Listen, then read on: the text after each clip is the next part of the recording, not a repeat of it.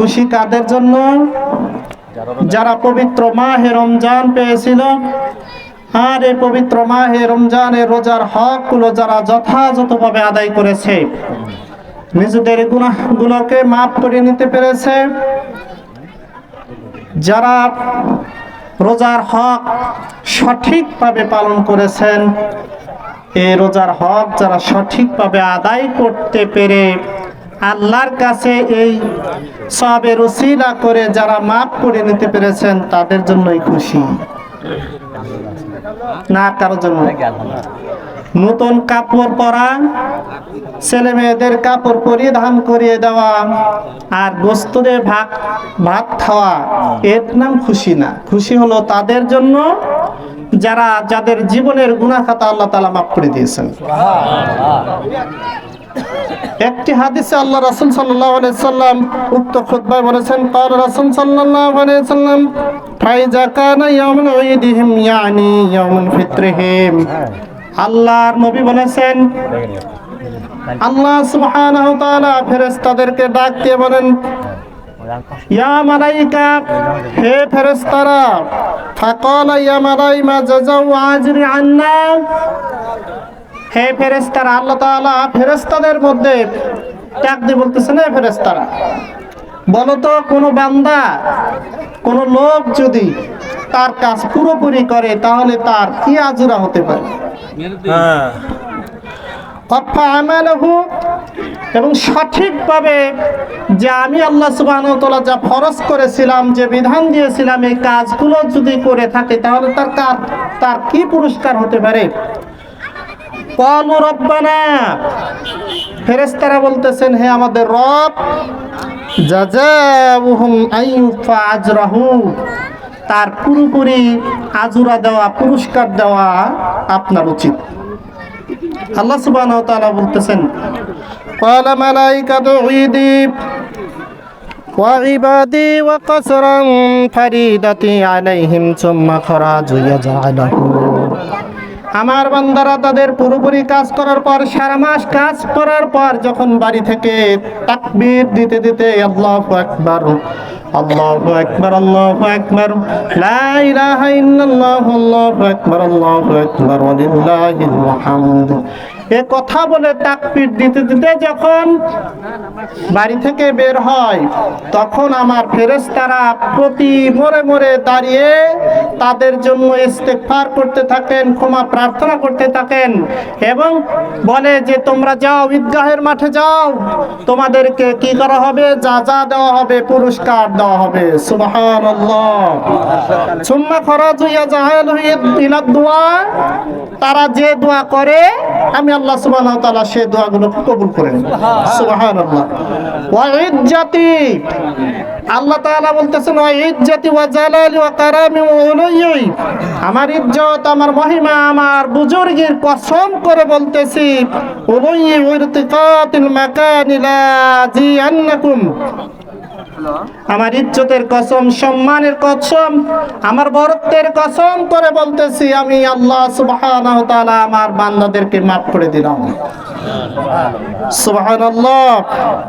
শুধু মাফ না, যখন তারা মাফ করে নিয়ে চলে যেতে থাকে, আল্লাহ সুবহানাহু ওয়া তাআলা ডাক দিয়ে বলেছেন, হে ইমানদারেরা, হে রোজাদারেরা, শোনো, শুধু মাফ করেই দিলাম না, অবাদদালতু সাইয়্যাতুহুম হাসানা, তোমাদের পাপ সমূহকে ক্ষমা করে দিয়ে তা নেকিতে পরিবর্তন করে দিলাম। সুবহানাল্লাহ। সম্মানিত হাজিরিন, তাহলে যারা রোজার হক আদায় করেছে আর হক আদায় করে যারা ঈদগাহের দিকে রওনা হয়েছে তাকবীর দিতে দিতে, আশা করা যায় আল্লাহ সুবহানাহু ওয়া তাআলা আমাদের সমস্ত জীবনের গুনাহগুলো মাফ করে দিয়েছেন এবং গুনাহগুলোকে পরিবর্তন করে তা সওয়াবে পরিবর্তন করে দিয়েছেন। সম্মানিত হাজিরিন, আজকে আমরা যে মাসটি হারিয়ে ফেলেছি তা ছিল খুবই বরকতপূর্ণ এবং মর্যাদাপূর্ণ একটি মাস ছিল। এই মাসের মর্যাদা, গুরুত্ব কেন ছিল? একটি কারণ, সেটা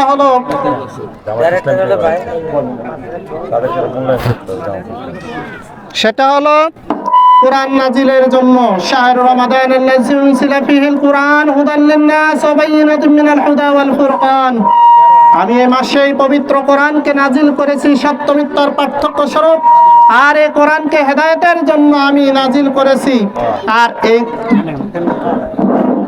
এই মাসে কোরআন নাজিল করার জন্য আল্লাহ সুবহানাহু ওয়া তাআলা এই মাসের মর্যাদা এত বাড়িয়ে দিয়েছিলেন। এই মাস যখন এসেছিল তখন কি হয়েছে, আসমানের দরজাগুলো খুলে দেওয়া হয়েছে। ফুতিহাতিস আসমাপ, ফুতিহাতিস সামাই, আসমানের দরজাগুলো খুলে দেওয়া হয়েছিল, রহমতের দরজাগুলো খুলে দেওয়া হয়েছিল এবং শয়তানকে শৃঙ্খলে আবদ্ধ করা হয়েছিল। সম্মানিত হাজিরিন, শয়তানকে আসলে শৃঙ্খলে আবদ্ধ করা হয়েছিল।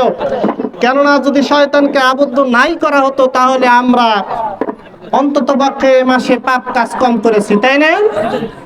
পাপ কাজ কি জন্য কম করেছি? শয়তানকে আটকে রাখা হয়েছিল, এই শয়তানকে আবার খুলে দেওয়া হয়েছে। শাওয়াল মাস আসার সাথে সাথে এই মাসে শয়তানকে খুলে দেওয়া হয়েছে। এখন যদি আমরা রমজানের হকগুলো আদায় করতে না পারি, রমজানের শিক্ষাগুলো যদি গ্রহণ না করতে পারি, তাহলে আমরা সেই হয়ে যাব। কামার আছে না, কামারে যখন হাতুড়ি দিয়ে লোহাকে বাড়ি দেয়, দুইজন বিশাল বড় বড় হাতুড়ি, তাই না? একজন বাড়ি দেয় একটা শব্দ হয়, আর একজন বাড়ি দেয় আর একটা শব্দ হয়। কি শব্দ হয়? একজন জোরে একটা বাড়ি দেয় বলে যেই, আর একজন যখন বাড়ি দেয় বলে আমি সেই। আমি যেই সেই, তুমি হাতুড়ি দিয়ে যতই আমাকে পিটাও, তুমি আমাকে যতই হাতুড়ি দিয়ে পিটাও, আমি যেই সেই। সম্মানিত হাজিরিন, আল্লাহ সুবহানাহু ওয়া তাআলা আমাদেরকে যে মাহে রমজান দান করেছিলেন, এই রমজান দান করেছিলেন আমাদের গুনাহগুলোকে পুরো ভস্ম করে দেওয়ার জন্য, নেকিতে পরিপূর্ণ করার জন্য, মাসুম হিসাবে কবুল করার জন্য আল্লাহ সুবহানাহু ওয়া তাআলা আমাদেরকে যে মাস দিয়েছিলেন, এই মাসটি যদি আমরা সেভাবে সঠিকভাবে পালন না করতে পারি আর নিজেদের গুনাহগুলোকে যদি মাফ করে না তুলতে পারি, তাহলে আমরা যে আর সেই। কামারের হাতুড়ি দিয়ে যত বাড়ি দেয় যে আর সেই। সম্মানিত হাজিরিন, কথা বলার শুরুতেই যদি নিষেধ করা হয়,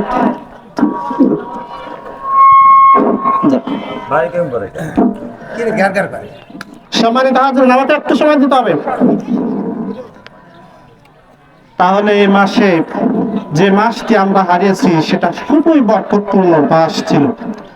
عن ابي هريره رضي الله تعالى عنه قال قال رسول صلى الله عليه وسلم من صام رمضان ايمانا واحتسابا غفر له من تقدم من ذنبه.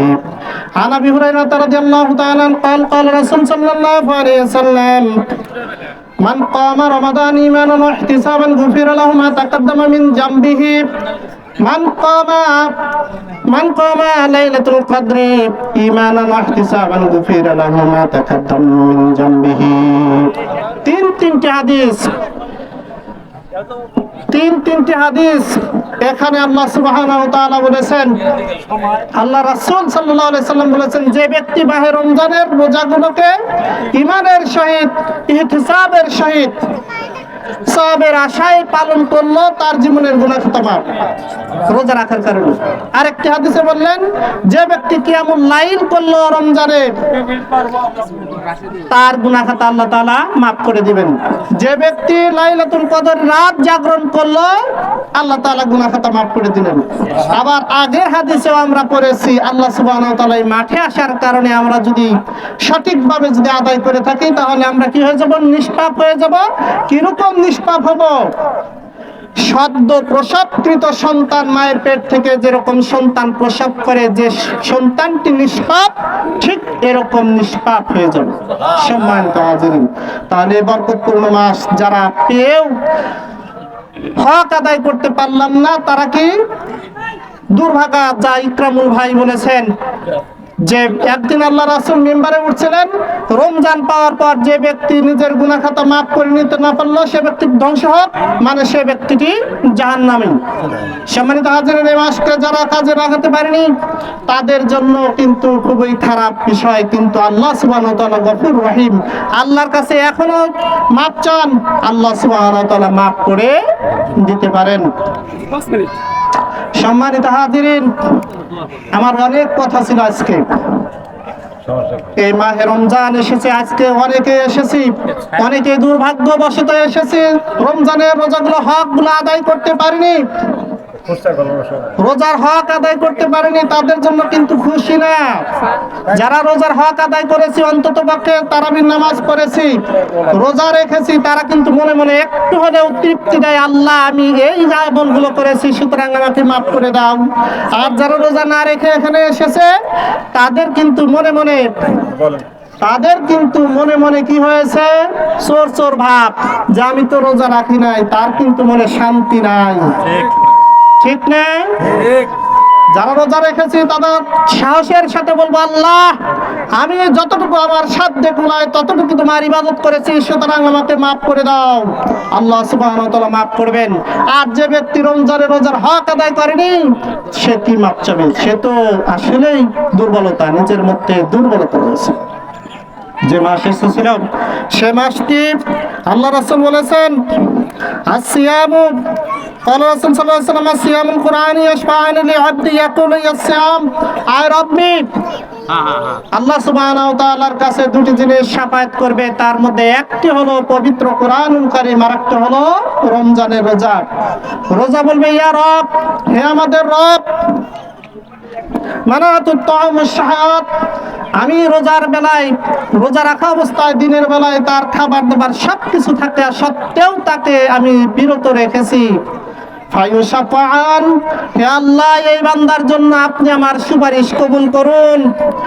ওয়ায়াকুলুল কোরআন, কোরআনও ঠিক একই ভাবে বলবে, কি বলবে?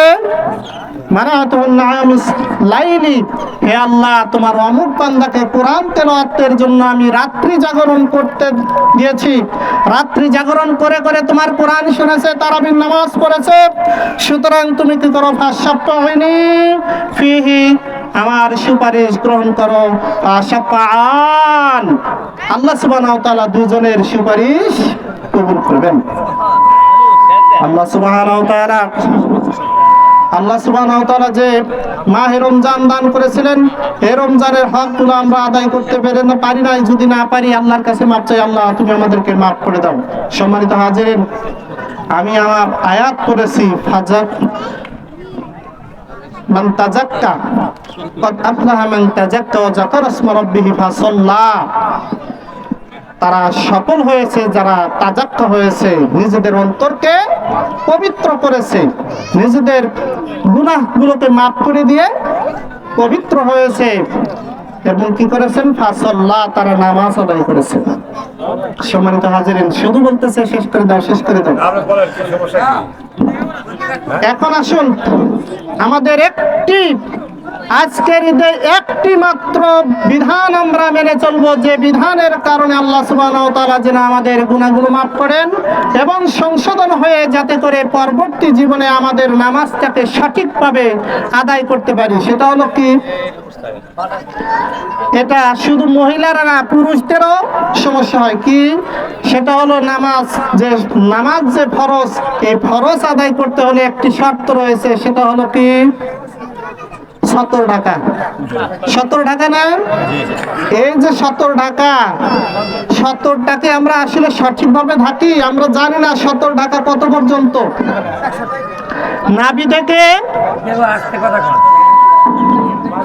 নাভি থেকে শুরু করে হাঁটুর নিচ পর্যন্ত পুরুষের জন্য এটা হলো 70 টাকা। এটা হলো আমাদের জন্য ফরজ। এটা শুধু নামাজে না, সার্বক্ষণিকভাবে আমাদের জন্য এটা ফরজ।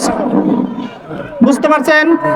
তাহলে নাভি থেকে হাঁটুর নিচ পর্যন্ত এটা হলো আমাদের জন্য ফরজ। আমরা একটু নিরানি বাজে, একটু খেতে পানি দেওয়া বাজে মাল কাঁচা মারি, তাই না? কিসের নামাজ পড়ি আমরা? ফরজ বিধান লঙ্ঘন করলাম, এটা একটি ফরজ, কবিরা গুনাহ হয়। প্রতিক্ষণে যদি আমরা এভাবে কবিরা গুনাহ করি, তাহলে আমাদের দ্বারা সওয়াব অর্জন করা সম্ভব নয়। কিসের? শুধু নামাজের মধ্যেই আমরা 70 ডাকবো, তাও আবার নামাজেও 70 থাকে না। এখন দেখেন ছেলেরা প্যান্ট পরে না, প্যান্টটা কোম্পানি এত সুন্দর করে প্যান্ট বানিয়েছে যে প্যান্টটা পরলেন অন্তত নাভির 2 আঙ্গুল নিচে পড়তে হয়। নাভির কয় আঙ্গুল? 2 আঙ্গুল নিচে, মানে নাভি পর্যন্ত যদি ওঠে তাহলে ওদের শেষ। এটা দ্বারা মনে রাখবেন, এই প্যান্ট পরে আর যদি গেঞ্জিটা যদি ছোট হয় আর নাভিটা যদি বের হয়ে যায়, আল্লাহর কসম করে বলে আপনার নামাজ হবে না। কারণ সতর ঢাকাটা হলো ফরজ। তাহলে নাভিটা আমাকে ঢাকতে হবে। ভালো করে শুনুন, এই প্যান্ট আপনারা পরবেন না। আবার প্যান্ট দেখেন, প্যান্টের আবার কত সাইজ, সেরা প্যান্ট, তাও আবার কিনে নিয়ে আসি হাঁটুর মধ্যে সেরা। কি আদর্শ, এগুলো আল্লাহ রাসূলের আদর্শ। কি ডিজাইন দেখেন, সেলুনে গিয়ে দেখবেন চুলের যে ফ্যাশন ছেলেদের, এগুলো ইহুদি খ্রিস্টানদের হলো, এগুলা ইহুদি এবং খ্রিস্টানদের আদর্শ। এই আদর্শ থেকে আমাদেরকে বিরত থাকতে হবে, আমাদের আদর্শ গ্রহণ করতে হবে আল্লাহ রাসূল সাল্লাল্লাহু আলাইহি ওয়াসাল্লামের। এবার আসেন মায়েদের কথা বলি। আমরা যারা এখানে রয়েছি মায়েদের দোষ দেব না, আমরাই গুনাহগার হব, কারণ তাদের পোশাক আমরাই ক্রয় করে দিই, তাই না? মেয়েদের হিজাব হলো কতটুকু? পর্দা হলো শুধু হাতের কবজি বাদ দিয়ে, মুখমণ্ডল বাদ দিয়ে, চুল না, চুলের গোড়াও না, শুধু মুখমণ্ডল, তাও কান না, কানটাও ঢাকা থাকবে, আর পায়ের একদম গিরা পর্যন্ত কাপড় পরিধান করা সার্বক্ষণিক ভাবে ফরজ। শুধু নামাজে না, সার্বক্ষণিক ভাবে ফরজ। সুতরাং আমরা যারা কাপড় ক্রয় করে দেই, শাড়ি ক্রয় করে দেই, এটা আমরা নিজেদের টাকাও ব্যয় করছি, পাপও ক্রয় করছি। একদিকে পাপ আর একদিকে টাকা লস। ওই মহিলা যদি, মহিলাটার, একটা মহিলার এতটুকু পর্যন্ত ঢাকা যদি ফরজ হয়, ওই মহিলা যদি শাড়ি পরে নামাজ পড়ে, তার নামাজ হবে না, 70 ঢাকা ফরজ। একটু বিবেককে আমরা চিন্তা করব, ওই মহিলার যদি নামাজ না হয়। এজন্য আল্লাহ রাসূল ঈদের দিন বলেছিলেন, তোমরা বেশি বেশি জাহান্নামী হবে। মহিলাদেরকে বেশি বেশি জাহান্নামে বলা হয়েছে, কারণ তারা বেশি বেপরদায় থাকে। আর এই বেপরদায় থাকার জন্য আমরাই দায়ী। কেন আপনি এত টাকা দিয়ে শাড়ি কিনে কেন দিবেন? আপনি মেক্সি পরান, ফুল হাতা মেক্সি পরান, যে মেক্সি পরলে সারাটা শরীর ঢেকে যায়, আপনার পর্দাও হয়ে গেল, সওয়াবও হলো, নামাজও হলো। শাড়ি কিনবেন, পর্দা তো হবেই না, আপনার স্ত্রীকে সবাই দেখবে, পেটটা সবাই দেখবে, নামাজও হবে না। সুতরাং আমরা প্যান্টটা ওই রকম প্যান্ট পরবো না। যদি ওই প্যান্ট পরতেই হয়, অন্তত পক্ষে নাভির উপরে যেন পরে। আমরা অনেকে লুঙ্গি পরি, লুঙ্গিটাও নাভির নিচে পরি, এটা একটা কেমন যেন কেমন দেখা যায়, খারাপ দেখা যায় না। আসলে এটা ফরজ লঙ্ঘন হয়। নাভি পর্যন্ত, হাঁটুর নিচ পর্যন্ত পুরুষদের জন্য ফরজ, আর মহিলাদের জন্য হাতের 2 কবজি বাদ দিয়ে মুখমণ্ডলটুকু আর পায়ের শুধু ওই তালুটা অর্থাৎ গিরা পর্যন্ত ঢাকা আমাদের সার্বক্ষণিক ফরজ, শুধু নামাজে নাই, যেখানেই থাকি না কেন এটা আমাদের জন্য ফরজ। আল্লাহ সুবহানাহু ওয়া তাআলা অন্তত পক্ষে এই ফরজটুকু আমাদেরকে আদায় করার তৌফিক দান করেন। আল্লাহ সুবহানাহু ওয়া তাআলা আমাদেরকে সঠিক বুঝ দান করেন। আমরা যতই আল্লাহ করি, যতই তাসবিহ তাহলিল করি না কেন, আমার এই অঙ্গ যদি খোলা থাকে, কবুল হবে না আল্লাহর দরবারে। আল্লাহ সুবহানাহু ওয়া তাআলা আমাদেরকে সঠিক বুঝ দান করুন, ইসলামের বিধিবিধান মোতাবেক জীবন পরিচালনা করার তৌফিক দান করুন। আল্লাহ সুবহানাহু ওয়া তাআলা আমাদের রমজানের রোজাগুলোকে কবুল করে নেন। আমাদের ইফতার, সাহারি, কোরআন তেলাওয়াত সমস্ত কিছুকে আল্লাহ তাআলা কবুল করে নিয়ে আল্লাহ সুবহানাহু ওয়া তাআলা আমাদেরকে যেন মাফ করেন। আল্লাহ সুবহানাহু ওয়া তাআলা আমাদের যে একমাত্র উদ্দেশ্য জান্নাত, আল্লাহ সুবহানাহু ওয়া তাআলা আমাদেরকে যেন সকলকে জান্নাত দান করেন, জাহান্নামের আগুন থেকে বাঁচান, কবরের আযাব থেকে মুক্তি দেন। ওয়া আখিরি দাওয়ানা আলহামদুলিল্লাহি রাব্বিল আলামিন। আসসালামু আলাইকুম ওয়া রাহমাতুল্লাহ।